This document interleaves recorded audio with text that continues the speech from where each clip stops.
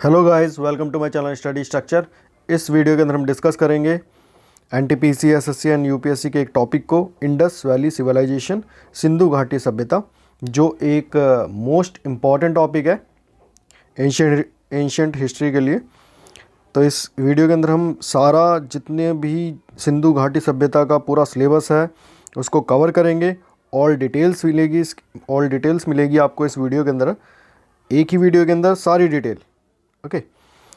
And RRB NTPC से related other general awareness की videos को आप देख सकते हैं मेरे चैनल पे। उन वीडियोस का लिंक आपको डिस्क्रिप्शन बॉक्स के अंदर मिल जाएगा। एंड इस वीडियो का हम स्टार्ट करते हैं।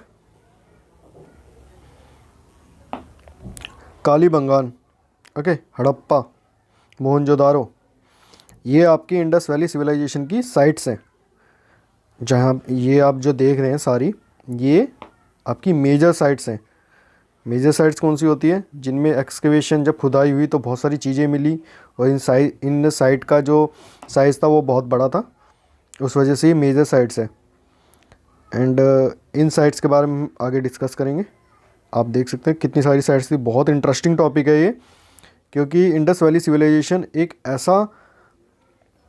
एक ऐसी सिविलाइजेशन थी जो कंसिडर करी जाती है, जो मानी जाती है कि वो आज की जो सिविलाइजेशन है, जिस सिविलाइजेशन में हम रह रहे हैं, वो उससे भी ज़्यादा डेवलप थी। क्योंकि अगर हम दोनों चीज़ों को कंपेयर करें, आज की सिविलाइजेशन और उस टाइम के सिविलाइजेशन को, तो हम देखेंगे कि वो उस टाइम पर, क्योंकि उनके पास रिसोर्सेज हमारे जितने नहीं थे, है ना, तो उनके पास कम रिसोर्सेज होते हुए भी उन्होंने अपने आप को इतना डेवलप कर लिया। हमारे पास उनके कंपैरिजन में बहुत रिसोर्सेज हैं। ठीक है, तो इंडस वैली सिविलाइजेशन इसलिए बहुत इंपॉर्टेंट है। नेक्स्ट स्टार्ट करते हैं हमसे। ये एक बहुत इंपॉर्टेंट टॉपिक है इसका, इंडस वैली सिविलाइजेशन का, कि मांडू कहाँ है, आलमगीरपुर कहाँ पे है, ये दैमाबाद कहाँ पे है, सुख्ता गेंदौर कहाँ पे है। ओके, तो ये चारों साइट्स इंपॉर्टेंट क्यों हैं? क्योंकि ये इंडस वैली सिविलाइजेशन की नॉर्थ मोस्ट साइट है, ये ईस्टर्न मोस्ट साइट है, ये सदर्न मोस्ट साइट है, ये वेस्टर्न मोस्ट साइट है। ओके, मतलब ये नॉर्थ में सबसे ऊपर है। मांडू कहाँ पे है? ये यहाँ पर है, जम्मू कश्मीर के अंदर। ओके, तो ये जो इंडस वैली सिविलाइजेशन में जितनी भी साइट्स हैं जो यहाँ पे है ऑलमोस्ट, तो उनमें सबसे ऊपर ये है। ओके, तो इसलिए ये इम्पॉर्टेंट है। एंड नेक्स्ट, ये नदर्न मोस्ट साइट है, जम्मू कश्मीर में है, और कौन सी रिवर के किनारे पे है? चेनाब के। एंड हम देखें ईस्टर्न मोस्ट साइट है जो मेरठ में है, यूपी, उसका नाम क्या? आलमगीरपुर। ईस्टर्न मोस्ट साइट है, मेरठ के अंदर है। मेरठ कहाँ पे आता है आपका? यूपी के अंदर है, यहाँ पे होगा। और कौन सी रिवर के पास में? यमुना रिवर के पास में। सदर्न मोस्ट साइट आपकी कौन सी है? देखिए, सदर्न मोस्ट साइट है आपकी महाराष्ट्र के अंदर, बैंक ऑफ परावरा रिवर। परावरा रिवर क्या है? एक ट्रिब्यूटरी है गोदावरी रिवर की, यानी एक सह रिवर है गोदावरी की। परावरा रिवर गोदावरी रिवर के अंदर मिल जाती है। ये मेजर रिवर है, ये छोटी रिवर है, जो छोटी रिवर बड़ी रिवर में मिल जाती है। ठीक, तो ये यहाँ पर है। एंड सुख्ता गेंदौर, ये कहाँ पर पड़ेगा आपका? वेस्टर्न मोस्ट साइट है। ये वेस्टर्न मोस्ट साइट है, तो इंडस वैली सिविलाइजेशन इतनी ही बड़ी है, तो इस वेस्टर्न मोस्ट साइट में कहाँ पे होगा? ये पाकिस्तान में है। पाकिस्तान में कहाँ पे? बलूचिस्तान। बलूचिस्तान क्या है? एक प्रोविंस है, एक मतलब एक हिस्सा है पाकिस्तान का। और ये साइट कहाँ पर है बलूचिस्तान के अंदर? वेस्टर्न बैंक ऑफ दास्त रिवर, मतलब दास्त रिवर के पश्चिमी हिस्से पर है। ओके, पश्चिमी किनारे पर, तो यहाँ पर है ये, यहाँ पर। इससे थोड़ी सी दूरी, 100-150 किलोमीटर दूरी अफ़गानिस्तान आ जाता है। पाकिस्तान और अफ़गानिस्तान का बॉर्डर है 150 किलोमीटर पे। ओके, तो ये सारी साइट्स इसलिए इम्पोर्टेंट है क्योंकि सीधा सीधा क्वेश्चन आ सकता है, नदर्न मोस्ट साइट बताओ। ठीक है, कि मतलब उत्तर में सबसे उत्तरी जो इंडस वैली सिविलाइजेशन की, सिंधु घाटी सभ्यता की साइट है, उसका नाम क्या है? या ईस्टर्न वाली बताओ, पूर्व में कौन सी है, साउथ में बताओ, ठीक है, दक्षिण में कौन सी है, दक्षिण में सबसे नीचे कौन सी है, या वेस्टर्न मोस्ट, या पश्चिम के अंदर सबसे आखिरी साइड कौन सी है, तो वो पूछ सकता है। और रिवर्स पूछ सकता है आपकी, चेनाब रिवर के साइड कौन सी है, यमुना रिवर के साइड कौन सी है, गोदावरी रिवर के साइड में कौन सी साइट है। ठीक है, ये हो गया। नेक्स्ट, आपकी जो इंडस वैली सिविलाइजेशन है वो कवर होती है 2500 बीसी से 1750 बीसी तक। ओके, इसके बाद ये डिक्लाइन हो गई थी, मतलब इसके बाद ये ख़त्म हो गई थी। उसके रीज़न भी हम डिस्कस करेंगे क्यों ख़त्म हो गई थी। अब हम डिस्कस इस तरह से करेंगे, साइट का नाम, किसने उसको खोजा है, ठीक है, किसने एक्सकेवेट करा है, मतलब किसने उसको खोद कर निकाला है, क्योंकि वो ज़मीन के अंदर दब गई थी। तो उसमें क्या मिट्टी थोड़ा थोड़ा, जैसे आर्कोलॉजिस्ट होते हैं वो मिट्टी हटाते हैं और साइट को रिवील करते हैं, साइट को बाहर निकालते हैं वहाँ से। साइट तो वहीं होगी लेकिन उसके बाद मिट्टी होगी, तो मिट्टी को धीरे धीरे धीरे धीरे करके ब्रश से हटा हटा के वो साइट को पूरा रिवील करते हैं। ठीक है, तो दयाराम साहनी ने डिस्कवर करी थी हड़प्पा, कब करी थी, ईयर था 1921 से 23। तो हम इसके अंदर किस तरह से डिस्कस करा, पहले साइट का नाम, किसने डिस्कवर करी थी एंड कब डिस्कवर करी थी, इस तरह से। अब जैसे ही 1921 टू 23 लिखा है, क्योंकि साइट जो एक ही टाइम पे डिस्कवर नहीं हो जाती, उसको टाइम लगता है, क्योंकि बहुत एरिया के अंदर होती है साइट, तो उनको देखना पड़ता है कि कहाँ कहाँ पे साइट के पार्ट्स हैं, कि इसमें इसकी कैनरी, इसके बेद बेद कहाँ है, मतलब जो भी स्ट्रक्चर होते हैं वो ढूंढने पड़ते हैं। बहुत बड़ा एरिया होता है, हेक्टर्स में एरिया होता है, इसलिए बहुत टाइम लगता है। तो इतने टाइम लगा इसको हड़प्पा को। सबसे पहली साइट है ये, फर्स्ट डिस्कवर साइट है। कहाँ पर है लोकेशन, पाकिस्तान। और कौन सी रिवर के किनारे, रावी रिवर। ओके, यहाँ पे आप देख सकते हैं,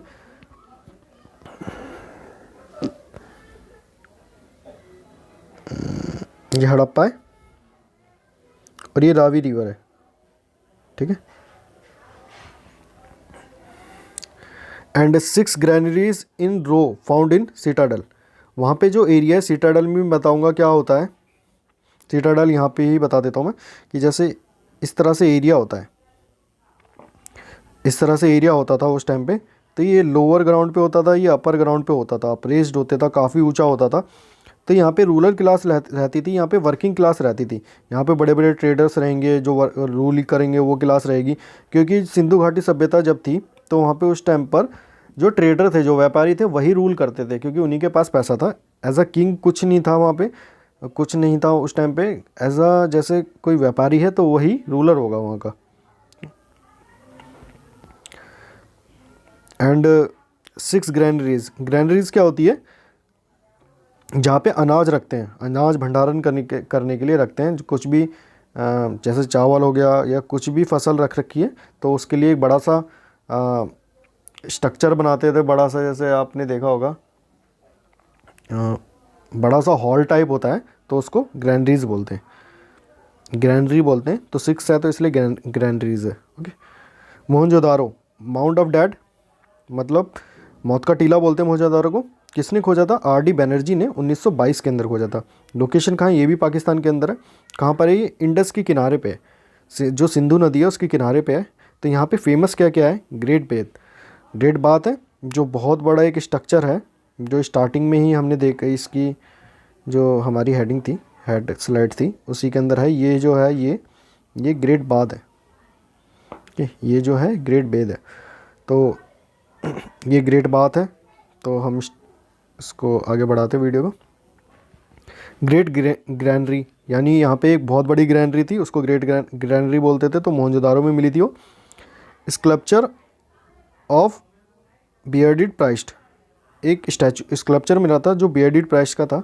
मतलब एक स्ट्रक्चर था, उसमें जो स्ट्रक्चर जिस तरह दिखता था, उसकी बियर्ड थी, बियर्ड मतलब दाढ़ी थी, तो उसको इसलिए बियर्डेड प्राइस्ट बोला गया। ठीक है, famous bronze statue of dancing girl, एक स्टैचू मिला जो ब्रॉन्ज का था, और वो कैसा दिखता था, डांसिंग गर्ल की तरह, इस तरह का एक स्टैचू मिला। और पशुपतिनाथ सील मिली। सील मैं आपको बताऊंगा किस काम आती है, आगे आर्किटेक्चर में हम पढ़ेंगे। ये आपके मोहनजोदारो के अंदर सारी चीज़ें, ये चीज़ें मिली, और ये उसकी इन्फॉर्मेशन है। ओके, कहाँ कहाँ पर है, उसकी लोकेशन की इन्फॉर्मेशन, उसकी फाउंडिंग की इन्फॉर्मेशन। आलमगीरपुर किसने खोजा, पंजाब यूनिवर्सिटी ने कब खोजा, 1974 के अंदर। लोकेशन कहाँ है इसकी, आपको मैं पहले ही बता चुका हूँ कि ईस्टर्न मोस्ट साइट है ये, मेरठ में है, यूपी के अंदर। कौन सी नदी के किनारे, यमुना नदी के किनारे ईस्टर्न मोस्ट साइट है। इसके बारे में हम पहले ही पढ़ चुके हैं, जो हमने यहाँ पे पढ़ा था ये कि आलमगीरपुर यहाँ पर है। ओके, ये आलमगीरपुर के बारे में पहले पढ़ चुके हैं। तो नेक्स्ट मूव करते हैं। राखी गरी, राखी गरी कहाँ पे है, सॉरी पहले हम इसके बारे में इससे डिस्कस कर लेते हैं। कब किसने डिस्कवर करी, अमरेंद्र नाथ ने डिस्कवर करी। और कब डिस्कवर करी 1997 से 2000 तक। ओके, तो आपने देखा होगा जितने भी ईयर्स आएंगे ये सबसे लेटेस्ट है एक्सकेवेशन में। ओके, एक्सकेवेशन मतलब इस खुदाई इसकी सबसे लास्ट में हुई है, लेकिन अब उस टाइम पे लास्ट में कौन सी साइट उन्होंने बनाई थी वो तो हम नहीं बता सकते। हम तो उसके हिसाब से बताएंगे कि जिसका एक्सकेवेशन अच्छा मिला, मतलब जिसका जो बचा हुआ हिस्सा पूरा अच्छा मिल रहा है, ज़्यादा टूटा नहीं है, पूरा स्ट्रक्चर मिल रहा है, तो हम उसी हिसाब से डिसाइड करेंगे कि उन्होंने वो साइट सबसे लास्ट में बनाई थी। ओके, जैसे राखी गरी है, आप सपोज़ करो ये एक पिलर है, राखी गरी में ऐसा पिलर मिला है, ठीक है, ये टूटा है, यहाँ पे इसमें क्रैक्स आ रहे हैं, लेकिन धोलावीरा के अंदर पूरा एक सिंपल एक पिलर मिला है जो ऐसा बिल्कुल ओरिजिनल दिखता है, ओरिजिनल एंड ब्रोकन नहीं है, टूटा हुआ नहीं है। तो हम धोलावीरा को बोलेंगे कि हाँ ये साइट सबसे नई है क्योंकि इसमें ब्रोकन पीसीस कम है। सो इसके बाद लार्जेस्ट साइट है इंडस वैली सिविलाइजेशन की। इसके अंदर 2 मोन्ड्स मिले हैं। ओके, 2 टीले मिले हैं, टीले टाइप स्ट्रक्चर होता है वो मिला है उसके अंदर। उसकी वजह से ये मोहनजोदारो जो पहले सबसे बड़ी साइट थी 250 हेक्टर की, उससे ज़्यादा बड़ी हो गई है। तो ये largest site of Indus valley civilisation है। सिंधु घाटी सभ्यता की सबसे बड़ी साइट कौन सी है, राखी गरी। ये क्वेश्चन आपका आ सकता है, बिल्कुल आएगा। और लोकेशन इसकी हिसार में है, आपने देखा हरियाणा। हिसार किसके लिए फेमस है, हिसार किसने बसाया था, हिसार, फिरोज शाह तुगलक ने। फिरोज शाह तुगलक ने हिसार के अंदर ड्रेनेज सिस्टम बनाया था। वो आप इसके बारे में भी पढ़ना, बहुत इंटरेस्टिंग है। ग्रेनरी, ठीक है, ग्रेनरी मिला, सिमेट्री मिला एंड ड्रेन्स मिले। ग्रेनरी क्या होता है, ग्रेनरी बता चुका हूँ आपको, गोडाउन टाइप का होता है। एंड सिमेट्री क्या होता है, कब्रिस्तान को बोलते हैं सिमेट्री। ड्रेन्स क्या होते हैं, नाले। ड्रेनेज मतलब किसी भी घर के साथ में कोई नाली बह रही है और उसके अंदर से मतलब घर का जो भी सीवर वगैरह का हुआ है वो उस ड्रेन के अंदर जा रहा है, फिर वो बड़े ड्रेन के साथ कनेक्ट हो रहा है, बड़े नाले के साथ कनेक्ट हो रहा है। इस तरह से ड्रेन्स मिले वहाँ पे। Called provincial capital of Harappa civilisation, इसको प्रोविंशियल कैपिटल बोला गया हड़प्पा सिविलाइजेशन की, क्योंकि एक बहुत बड़ी साइट थी, तो यहाँ पे लोग भी ज़्यादा रहते होंगे। तो यहाँ पे लोग ज़्यादा क्यों रहेंगे, क्योंकि यहाँ पे काम ज़्यादा होता होगा, लोगों को काम मिलेगा तभी तो वहाँ पे लोग ज़्यादा रहेंगे। तो इस वजह से इसे प्रोविंशियल कैपिटल भी बोला गया।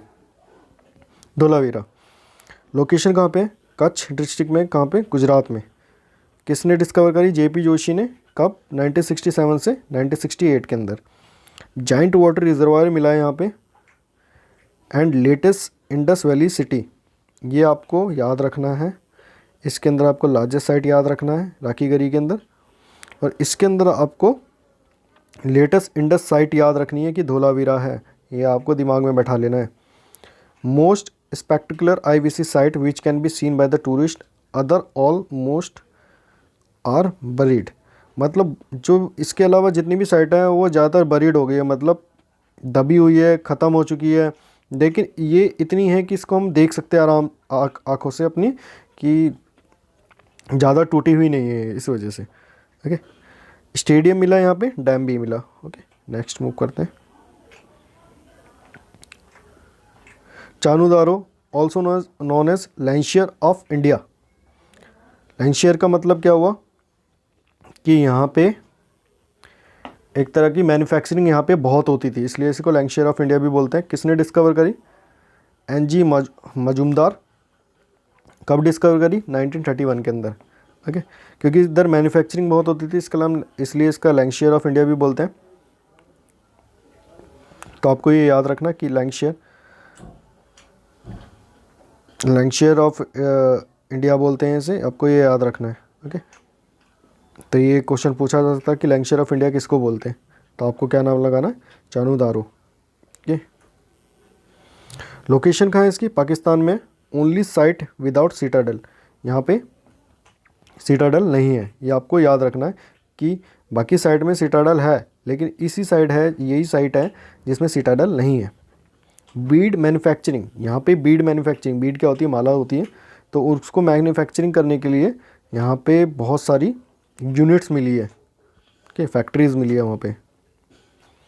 तो इस मतलब प्रेजेंट में जैसे फैक्ट्रीज़ होती है वैसी फैक्ट्रीज़ नहीं होगी, आप खुद अंदाज़ा लगा सकते हो कि किस तरह की फैक्ट्रीज़ होगी उस टाइम पे, उस तरह की फैक्ट्रीज़ उनको मिली है। Okay, Lothal by SR Rao कब मिला है, 1954 के अंदर मिला है। लोकेशन कहाँ है, गुजरात के अंदर है।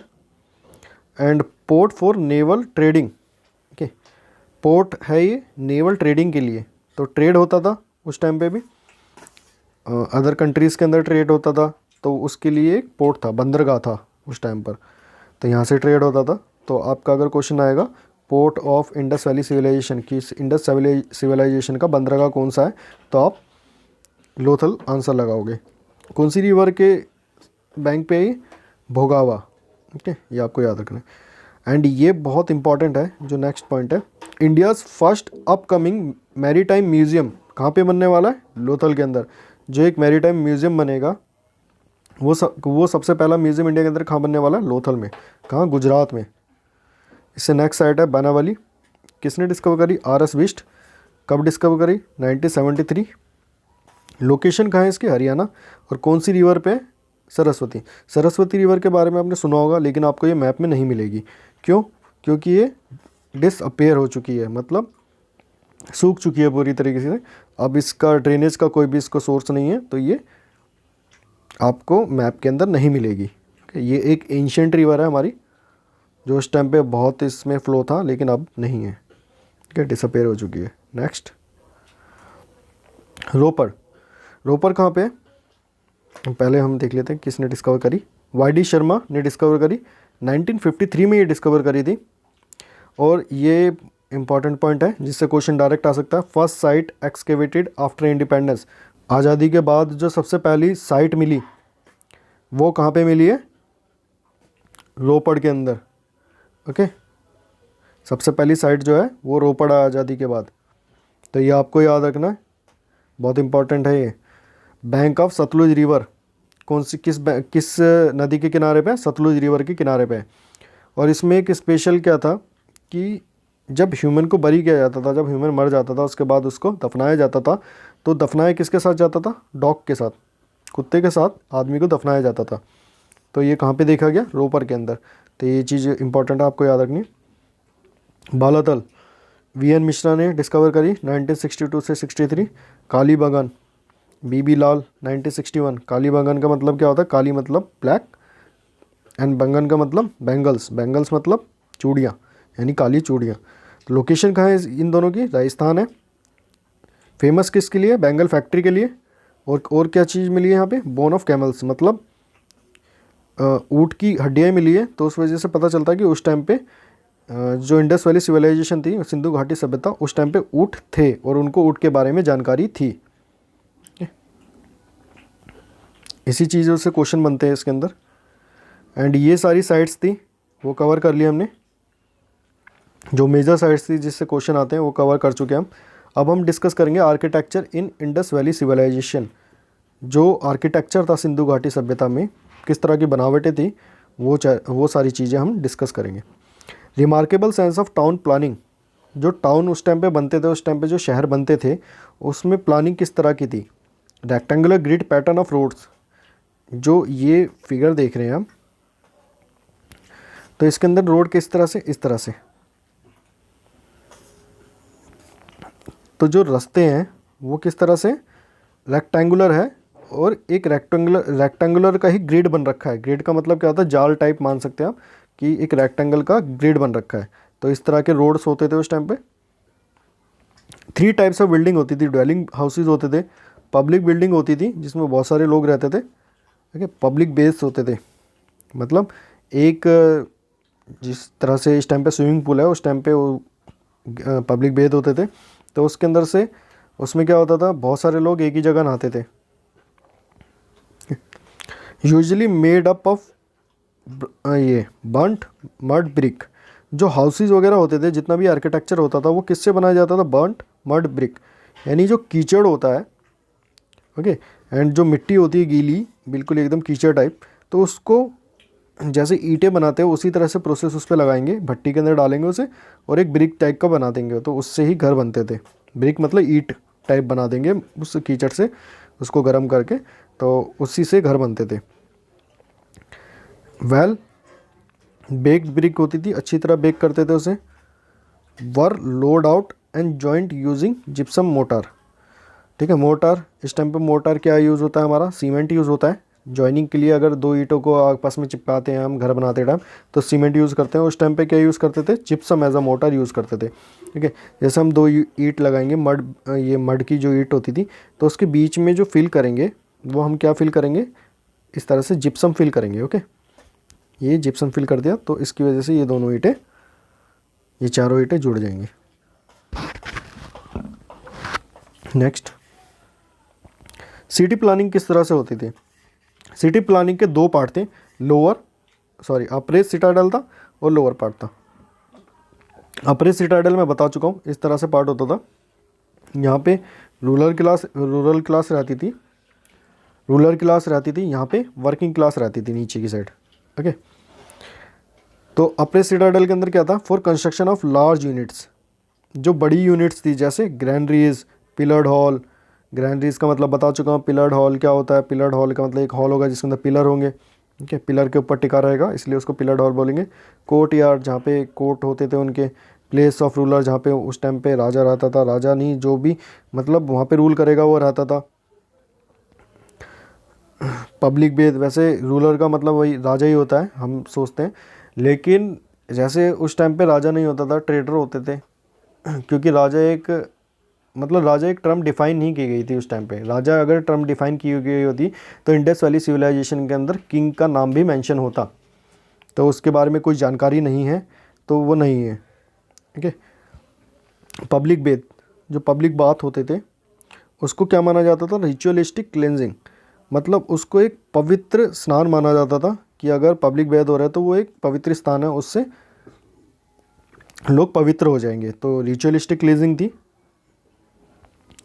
ग्रेट बाथ, ग्रेट बाथ कहाँ पे मिला, एक जैसे हर जगह पब्लिक बेद मिले, लेकिन एक जगह बहुत बड़ा बाथ मिला है, जैसे बहुत बड़ा स्नान घर है, तो उससे जैसे हम देख सकते हैं, दो फिगर बनाता हूँ मैं, तो ये एक छोटा स्नान घर है और ये बहुत बड़ा स्नान घर है, तो इतने ही कंपैरिजन में इतना ही बड़ा मोहनजोदारो के अंदर स्नान घर मिला है, जिसे ग्रेट बाथ बोलते हैं। ओके, तो नेक्स्ट है लोअर पार्ट में आपकी वर्किंग क्लास रहती थी। स्मॉल हाउसेज होते थे कंपैरेटिवली, जो अपर सिटाडेल के अंदर होते थे उससे। Some of have stairs indicate multi storeyed, बहुत सारी बिल्डिंग्स के अंदर स्टेयर दिखाई गई, तो उसकी वजह से हम क्या अंदाज़ा लगा सकते हैं कि वो बहुमंजिला हो सकती है, मतलब एक से ज़्यादा मंजिल हो सकती है उसके अंदर जो स्ट्रक्चर है। प्राइवेट वेल होते थे, खुद के उनके कुएँ होते थे। वेंटिलेटेड बाथरूम्स होते थे, मतलब बाथरूम के अंदर खिड़कियाँ होती थी। एंड उसके बाद है एडवांस ड्रेनेज सिस्टम।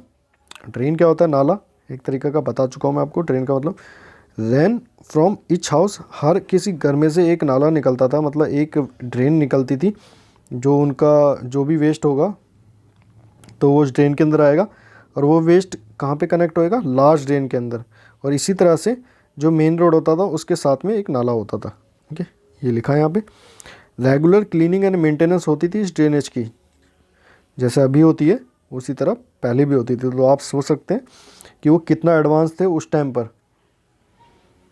2500 बीसी की बात बता रहा हूँ मैं आपको, 2500 बीसी, आप देख सकते हैं 2000 बीसी के टाइम पे इतना एडवांस थे ह्यूमंस। स्कल्पचर के अंदर हमारा सील्स है। अब सील क्या होती है, आपने कोई भी देखा होगा, किसी भी डॉक्यूमेंट है उस पर सील लगी होती है, तो सील क्या बनाती है, उसको एक क्लासिफाइड डॉक्यूमेंट बनाती है। ओके, एक मतलब ओरिजिनलिटी का सिंबल होती है, एक सील है। तो अगर यहाँ पर ट्रेड होगा या कुछ भी होगा तो किसी भी इंसान, कोई भी पर्सन क्या दिखाएगा, वो सील दिखाएगा कि हाँ मेरे पास ये सील है, मैं ऑथोराइज पर्सन हूँ उस जगह का और मैं यहाँ आया हूँ। तो उसी तरह से उसकी ऑथेंटिकेशन आइडेंटिफाई होएगी कि वो जेन्युइन पर्सन है कि नहीं, कि या फ्रॉड तो नहीं है। तो उस टाइम पे सील्स यूज़ होती थी। तो मोस्ट स्क्वायर इन शेप होती थी, ज़्यादातर स्क्वायर यानी वर्ग के आकार में होती थी। और ट्रायंगुलर भी मिली है, त्रिकोणाकार, रेक्टेंगुलर भी मिली है, ठीक है, सर्कुलर सील्स भी मिली है। और ये किस लिए यूज़ होती थी, कमर्शियल पर्पज़ के लिए। उस टाइम पे ट्रेड होता था तो ट्रेडिंग के लिए, आइडेंटिफिकेशन के लिए कि ये वहाँ से आया है तो इसके पास ये सील है, तो ये वहाँ पे काम करता होगा, तो उस तरीके से आइडेंटिफिकेशन होता था। ठीक है, यहाँ पे आप देख सकते हैं सील अलग अलग तरह की होती थी। ये सील्स की फ़ोटो इमेजेस है, अलग अलग डिफरेंट टाइप की सील्स होती थी। मटेरियल कौन सा यूज़ होता था, चार्ट। चार्ट क्या होता है आपका, एक तरीके का रॉक पीस होता है, ठीक है। जिस तरीके से आपने देखा होगा ग्रेनाइट होता है, थोड़ा चमकदार सा पत्थर होता है, तो उस पर भी सील बनती थी। कॉपर तो पता ही है आपको, कॉपर क्या होता है, तांबा, तांबे को बोलते हैं कॉपर। फाइंस का मतलब क्या होता है, फाइंस का मतलब होता है जैसे इस टाइम पे जैसे कप प्लेट होते हैं तो चीनी मिट्टी टाइप के होते हैं, तो उस टाइम पे भी एक सिरेमिक मटेरियल था, उससे सील जो बनती थी उसको फाइंस बोलते थे। तो उस मटेरियल से यूज़ होते थे, तो मटेरियल था फाइंस। टेराकोटा क्या होता है, फायर बेक क्ले, जो क्ले होती है, मिट्टी होती है, उसको बेक कर देते हैं तो उससे भी सील बना सकते हैं। तो इस तरह से आप देख सकते हैं जो जितना महंगा मटेरियल वो उतने ज़्यादा पावरफुल सील्स होगी। जितना अच्छा जैसे गोल्ड की सील हो गई तो वो तो ज़्यादा पावरफुल जो भी पर्सन होगा उसके पास होगी। इस तरीके से आइडेंटिफाई होता था कि कौन पर्सन कितना इन्फ्लुएंशियल है, कितना पावरफुल है। फायर बेक क्ले के हो गया, ठीक है, गोल्ड की होती थी। आइवरी सील्स होती है। आइवरी क्या होता है, आइवरी आपका जैसे हाथी के दांत हो गए या किसी भी एनिमल के दांत हो गए, उससे कोई सील बना रहे हैं, वैसे मोस्टली हाथी के दांत से ही बनेगी और ये भी बहुत अच्छी दिखती थी सील्स। इंस्क्रिप्शन जो होता था, जो छपाई होती थी, वो दोनों साइड भी हो सकती है या तीसरी साइड भी हो सकती है। जैसे आपने देखा होगा जो फिगर होता है वो तो 3D होता है इस तरह से, तो ये आगे भी हो सकता है, इसके पीछे भी छपाई हो सकती है, इसके साइड में भी हो सकती है। तो 3 साइड छपाई भी हो सकती है, तो 3 साइड भी हो सकती है और 2 साइड भी हो सकती है।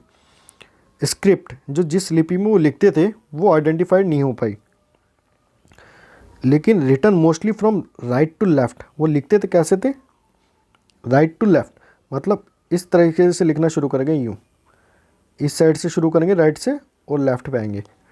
अब ये क्या लिखा, बाई डायरेक्शनल। बाई डायरेक्शनल का मतलब क्या होता है, स्टार्ट तो राइट से होएगी, लेकिन अब यहाँ से राइट से हो गई स्टार्ट, तो उसके बाद वो नीचे आएंगे, फिर यूँ करके यहाँ से यूँ लिखेंगे, फिर यूँ लिखेंगे, यूँ, क्योंकि सिंगल डायरेक्शन नहीं है। हम जो लिखते हैं वो सिंगल डायरेक्शन लिपि है, ठीक है। जो हिंदी भाषा की लिपि है वो देवनागरी है, और देवनागरी एक यूनिडायरेक्शनल स्क्रिप्ट है, लेकिन उनकी बाई डायरेक्शनल थी। जो ये स्क्रिप्ट यहाँ पे देख सकते हैं आप, ये किस तरीके से वो लिखते थे, तो इसको आइडेंटिफाई करना मुश्किल है, इसलिए अभी तक ये आइडेंटिफाई नहीं हो पाई है। अब आइडेंटिफाई होने ना होने का दूसरा रीज़न भी हो सकता है कि वो पूरी तरह से डेवलप ना हो पाई हो, खाली एक सिंबल दिखाने के लिए, सिंबॉलिक उनकी लिपि हो, पूरी राइटिंग स्किल ना हो उसके अंदर। Okay, next, common animal motive. जो सील्स होती थी उनके ऊपर कॉमन एनिमल कौन कौन से दिखते थे, जैसे सील है। मोटिव का मतलब क्या होता है, जैसे कोई भी स्ट्रक्चर है उसका मेन पोर्शन है, जिसकी अगर मतलब मान लो कि कोई भी चीज़ होती है उसका मेन मोटिव, जैसे कोई बॉटल है, बॉटल के ऊपर कोई बैनर चिपका हुआ है, तो बॉटल तो वो है नहीं, तो मेन मोटिव क्या है उसका, जो बैनर चिपका हुआ उस पर क्या है, तो उससे वो आइडेंटिफाई होगी। एंड जैसे किसी भी कंपनी का लोगो होता है किसी भी प्रोडक्ट के ऊपर, तो वो लोगो से आइडेंटिफाई होगी, मोटिव तो उसका लोगो ही हुआ ना। तो जैसे ही कोई भी स्ट्रक्चर बनता है तो उस पर हमेशा जैसे पुराने टाइम पे क्या होता था, कुछ भी चीज़ें बनती थी तो उस पर एक चीज़ जो होती थी वो कॉमन रहती थी, जो किसी भी सिविलाइजेशन या किसी भी परिवार, फैमिली या किसी भी चीज़ को आइडेंटिफाई करती थी, सिम्बलाइज करती थी, मतलब दर्शाती थी उस चीज़ को। तो वो चीज़ उस चीज़ को मोटिफ बोलते हैं। ठीक है, जैसे कोई पेंटिंग है तो ये हर पेंटिंग हो गई, मंजूषा पेंटिंग है तो मंजूषा पेंटिंग हो गई, तो मंजूषा पेंटिंग के अंदर क्या होगा, एक जो चीज़ होगी वो मंजूषा पेंटिंग के अंदर हमेशा दिखेगी आपको, वो उसी पे रिलेटेड होगी। ओके, तो वो मोटिफ होता है। तो ये सील्स हैं आपकी। और कॉमन एनिमल मोटिफ कौन कौन से होते थे? यूनिकॉर्न होता था, यूनिकॉर्न आपने फेरी टेल्स के अंदर देखा होगा, यूनिकॉर्न रियल में तो नहीं है। हम्ड बुल, हम्ड बुल होता था। राइनोसोरस, गैंडा। हम्ड बुल का मतलब ये होता है कि बुल के ऊपर हम्प निकला होगा इस तरीके से। ठीक है। टाइगर आपका बाघ हो गया। एलिफेंट हाथी। बफेलो भैंस। बिसन भी आपका बुल जैसा ही एनिमल होता है। एंड गोट बकरी। Markhor ibex crocodile. ओके, ये सारे एनिमल होते थे। नो एविडेंस ऑफ काउ, उस टाइम पे काउ का कोई एविडेंस नहीं मिला। कि तो ये आपको याद रखना कि उस टाइम पे काउ आइडेंटिफाई नहीं थी, cow as a animal identify नहीं थी। एंड हॉर्स भी नहीं था, ये भी आपको याद रखना है, क्योंकि मोटिव वही होंगे जो उस टाइम पे एनिमल होंगे।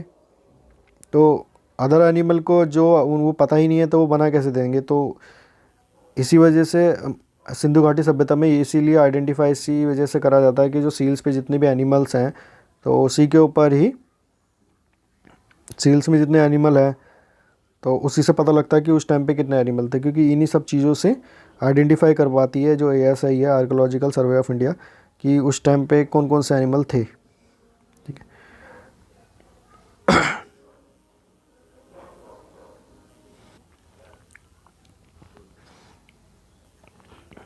हेलो। सो इस एंड मार्कोर क्या होता है, जो एनिमल यहाँ पे देख रहा है मार्कोर, इसका मतलब ये होता है कि एक गॉड की तरह ही होता है लेकिन बड़ा होता है उससे। आपने देखा होगा कि इस तरीके से उसके सींग होते हैं। ठीक है, गॉड की तरह ही होगा लेकिन इस तरीके से उसके सींग होंगे। एंड आइबैक्स क्या होता है, उसके सींग इस तरह से होंगे और गॉड की तरह ही दिखता है वो। ओके, एंड ये सारे एनिमल उस टाइम पे थे। Many seals of Indus valley civilisation discovered in Mesopotamia, जो सिंधु घाटी सभ्यता की सील्स थी वो मेसोपोटामिया में भी मिली। मेसोपोटामिया क्या है, एक और सभ्यता है मेसोपोटामिया, जो वर्ल्ड की सबसे पहली सिविलाइजेशन है मेसोपोटामिया। ओके, तो इससे क्या पता चलता है कि वहाँ पे भी, इससे पता चलता है कि मेसोपोटामिया का ट्रेड होता था, वो किससे होता था, इंडस वैली सिविलाइजेशन से ट्रेड होता था, क्योंकि जो इंडस वैली सिविलाइजेशन के अंदर सील्स है वो मेसोपोटामिया के अंदर भी मिली है। तो ट्रेड रिलेशन दर्शाता है। फेमस सील कौन सी है, पशुपति सील है और आपकी यूनिकॉर्न सील है। तो पशुपति सील यहाँ पे दिख रही है आपको एंड यूनिकॉर्न सील ये रही है। ओके, नेक्स्ट मूव करते हैं।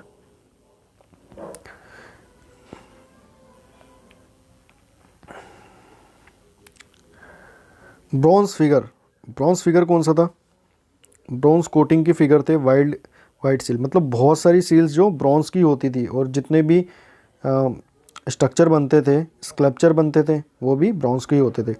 Lost wax technique, lost wax technique क्या होती है कि मोम का एक पुतला बनाया गया, उसके ऊपर क्ले लगाई गई, क्ले मिट्टी लगाई गई, उसको बेक किया गया, तो वो क्ले जो हार्ड हो गई, अब उसको गर्म करेंगे। ठीक है, जैसे ही गर्म करेंगे उसे तो उसमें एक होल होगा, जिस होल से वो जो वैक्स होगा, वैक्स का मतलब मोम, वो मोम बाहर आ जाएगा। ओके, जब वो मोम बाहर आ जाएगा तो उसके अंदर मेटल भर देंगे और फिर उस क्ले को तोड़ देंगे। तो इस तरीके से आपका एक स्ट्रक्चर तैयार हो जाएगा जिस तरह से ये बनाया गया है। Okay, bronze dancing girl of Mohenjodaro, ये किसका है, bronze dancing girl of Mohenjodaro का ये एक स्नैप है। Bronze bull of Kalibangan. Okay, ये दोनों जो ब्रॉन्ज स्कल्पचर के एग्जाम्पल हैं उस टाइम पर। कालीबंगान में क्या मिला आपका, ब्रॉन्ज बुल, और डांसिंग गर्ल कहाँ पे मिली है, मोहनजोदारो में। ये दोनों बहुत इंपॉर्टेंट पॉइंट है और ये दोनों आपको याद रखने। ब्रॉन्ज बुल कहाँ पे मिला था, ब्रॉन्ज डांसिंग गर्ल कहाँ पे मिली थी, मोहनजोदारो। अब ये बहुत इंपॉर्टेंट पॉइंट्स आना शुरू हो गए हैं। टेराकोटा, टेराकोटा बता चुका हूँ, फायर बेक क्ले से बनाते हैं, जो मिट्टी होती है उसको गर्म करके बनाते हैं। ब्रॉन्ज फिगर और मोर देन टेराकोटा, लेकिन जो ब्रॉन्ज फिगर थे वो टेराकोटा से ज़्यादा थे। Mostly found in Gujarat and Kalibangan. Okay, जो टेराकोटा फिगर्स हैं वो गुजरात और कालीबंगान में मिले, जितने भी गुजरात की साइड्स हैं कालीबंगान के अंदर। कालीबंगान कहाँ पे, राजस्थान में। Mother goddess found in many Indus site. जो ये मदर गॉडेस हैं ये बहुत सारी साइट्स में मिली है, इंडस के जो सिंधु साइट्स हैं उनकी बहुत सारी साइट्स में ये मिली है। तो आपको याद रखना बियर्डेड प्राइस्ड, ये बियर्डेड प्राइस्ड है, आप देख रहे हैं यहाँ पे इनकी एक तरीके से ये बियर्ड आ रही है, तो इस बियर्ड की वजह से इनको बियर्डेड प्राइस्ड बोलते हैं। ये कहाँ पे मिला, मोहनजोदारो के अंदर मिले हैं। तो ये एक बहुत इम्पॉर्टेंट क्वेश्चन बन जाता है इससे, तो इसको आपको पक्का पक्का याद रखना है क्योंकि इससे क्वेश्चन आ सकता है। Next pottery. पोट्री क्या होती है, पोट्री जो कुम्हार बनाते हैं, दिए हो गए, घड़ा हो गया, वो उसको पोट्री बोलते हैं। तो पोट्री में पेंटेड पोट्री होगी, उसको also known as red and black pottery भी बोलते थे।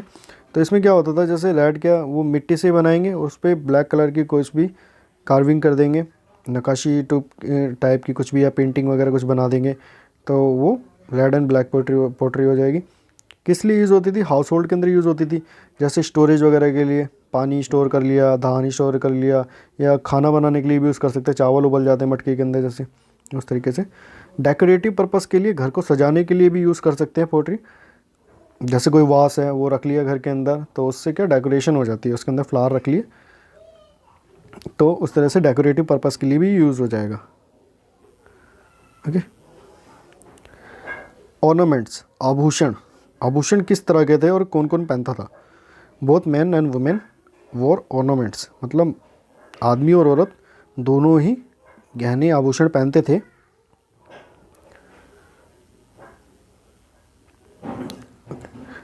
नेकलेस जो कॉमन थे वो थे नेकलेसेस, जो गले में पहनते हैं। फिलेट्स, फिलेट्स क्या होते हैं, जैसे आपने इजिप्ट्स की मूवीज़ के अंदर देखा होगा, उसमें जो भी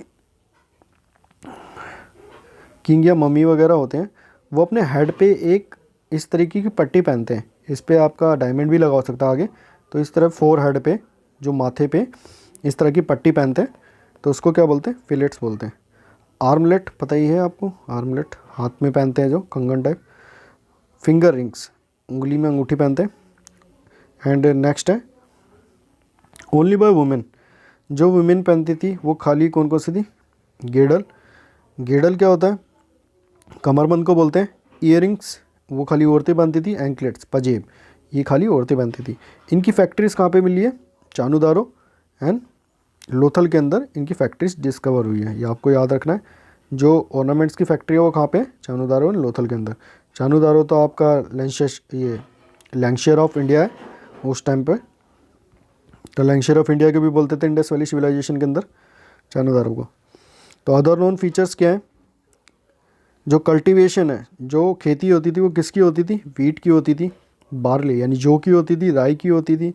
पीस यानी मटर की होती थी। सीसम, सीसम जो लकड़ियाँ होती है। राइस चावल। मस्टर्ड यानी सरसों, इन सब की खेती होती थी उस टाइम पे। एनिमल नोन कौन से थे, ऑक्सन था, बैल, शीप यानी भेड़, बफेलोज यानी गाय, गॉट यानी बकरी, पिग्स यानी सुअर, एलिफेंट्स यानी हाथी, डॉग्स, कैट्स, एसिस यानी गधे, एंड कैमल्स। ओके, इसके अंदर आप देखेंगे काउ नॉन नहीं है एंड हॉर्स भी नॉन नहीं है। ठीक है, ये दोनों क्वेश्चन आते हैं कि हॉर्स उस टाइम पे था या नहीं था, काउ थी या नहीं थी, इस तरह से क्वेश्चन आता है। और ये क्वेश्चन इसी तरह पूछा जाता है, दो ही एनिमल होते हैं मोस्टली कि हॉर्स पूछेगा या फिर काउ पूछेगा, तो ये दोनों उस टाइम पे नहीं थे।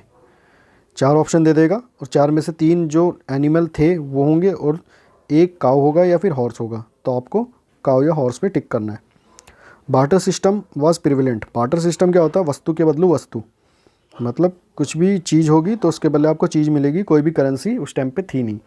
तो जैसे अगर आपको नील खरीदनी है तो आपको उसके लिए गेहूं देना पड़ेगा, या फिर जो भी दूसरे वाले की सामने वाले की जो सेकंड पार्टी है उसकी डिमांड होगी वो आप पूरी करेंगे और वो आपकी डिमांड पूरी करेगा। इस तरीके से वो आपको वो वस्तु देगा जो जिस चीज़ की आपको ज़रूरत है, और आप उससे वो वस्तु लेंगे जिस चीज़ की आपको ज़रूरत है। ओके, तो वस्तु का इंटरचेंज होगा। Iron was not known to the people. Iron लोगों को नहीं पता था कि उस टाइम पे आयरन भी था। आयरन जो मेटल है उसका कुछ भी नहीं मिला है इंडस वैली सिविलाइजेशन में, और आयरन इस टाइम पे जो हम रह रहे हैं इस टाइम पे हर जगह आयरन यूज़ होता है। ओके, एंड उस टाइम पे पता भी नहीं था कि आयरन क्या होता है। ये क्वेश्चन भी बहुत इंपॉर्टेंट है कि आयरन उस टाइम पे था या नहीं था, तो ये आपको याद रखना है। नेक्स्ट वीडियो के अंदर हम इसके क्वेश्चन डिस्कस करेंगे कि इसमें क्वेश्चन कौन कौन से आते हैं। तो ये जो पैटर्न है ये आपको पूरा याद रखना है, इससे बाहर कुछ नहीं आएगा, ये गारंटी है, इससे बाहर कुछ नहीं आएगा। क्योंकि मैंने अभी तक जितना भी देखा है तो इससे बाहर कोई भी क्वेश्चन नहीं आता। यूनिकॉर्न, यूनिकॉर्न क्या था? मोस्ट वर्शिप्ड एनिमल था। अदर भी एनिमल को वर्शिप किया जाता था, जैसे बुल है उसको भी वर्शिप किया जाता था, पूजा की जाती थी, लेकिन जो सबसे ज़्यादा पूजा करी जाती थी वो यूनिकॉर्न की जाती थी। ओके, याद रखना आपको। ऑक्यूपेशन, जो व्यवसाय थे उस टाइम पे एग्रीकल्चर था, वो सबसे बड़ा व्यवसाय था इंडस वाले लोगों का। इंडस लोगों का सबसे बड़ा व्यवसाय आपका एग्रीकल्चर था। स्पिनिंग, स्पिनिंग मतलब चरखे से कुछ भी टेक्सटाइल वगैरह टाइप बनाना, यानी कपड़े बनाना उस टाइम पे, ये भी था। वीविंग, बुनाई करके कपड़े बनाना जो वूल्स के होते हैं, ऊन के कपड़े, वो भी था। बोट मेकिंग, नाव बनाना। गोल्ड स्मिथ, सुनार का काम भी प्रिवेलेंट था उस टाइम पे। मेकिंग पोट्री, ये तो जो अवशेष मिले उससे पता ही चलता है, वैसे इन सब के भी अवशेष मिले हैं। मेकिंग पोट्री यानी कुम्हार का काम भी उस टाइम पे प्रिवेलेंट था। सील्स, और सील भी बनाने का। पॉसिबल कॉज ऑफ डिक्लाइन, ये एक डिबेटेबल टॉपिक है कि इस पर कुछ भी डिबेट करने वाला टॉपिक है, इसका कोई कंक्लूजन नहीं है। और लेकिन आपके क्वेश्चन में आंसर आएगा तो आप फ्लड ही लगाओगे, ठीक है। बाढ़ की वजह से ही सिंधु घाटी सभ्यता ख़त्म हुई थी, आपको ये आंसर लगाना है। क्योंकि एक प्राइम नहीं बता सकते, क्योंकि आप अगर इस आंसर के बारे में सर्च करोगे तो आपको भी ये पता लग, तो आपको आंसर फ्लड ही लगाना है। बाढ़ के कारण सिंधु घाटी सभ्यता समाप्त हुई थी।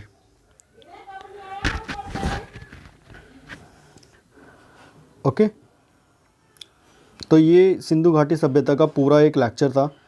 आई होप कि आपको पूरी इन्फॉर्मेशन आपको मिल गई होगी सिंधु घाटी सभ्यता के बारे में, क्योंकि इसमें मैंने सारे टॉपिक बिल्कुल डिटेल में डिस्कस करे हैं और बिल्कुल ईजी टू अंडरस्टैंड है। अगर आप पूरी वीडियो अच्छी तरीके से देखते हैं तो आपको सारी चीज़ें समझ में आ जाएगी, और आपको इस तरह का पूरा जो डेटा है वो कहीं नहीं मिलेगा। तो आई होप कि आपको मेरी वीडियो पसंद आई हो।